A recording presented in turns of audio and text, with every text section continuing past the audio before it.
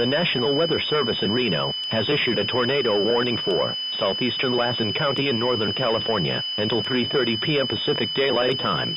At 2:28 p.m. Pacific Daylight Time, a pyrocumulonimbus from the Loyalton Wildfire is capable of producing a fire-induced tornado, and outflow winds in excess of 60 miles per hour was located south of Chilcoot and is nearly stationary. Hazard: tornado. Source: radar-indicated rotation. Impact: extreme fire behavior with strong outflow winds capable of downing trees and starting new fires. This is an extremely dangerous situation for firefighters. This tornadic pyrocumulonimbus will remain over mainly rural areas of southeastern Lassen County in the vicinity of the fire. Take cover now. Move to a basement or an interior room on the lowest floor of a sturdy building.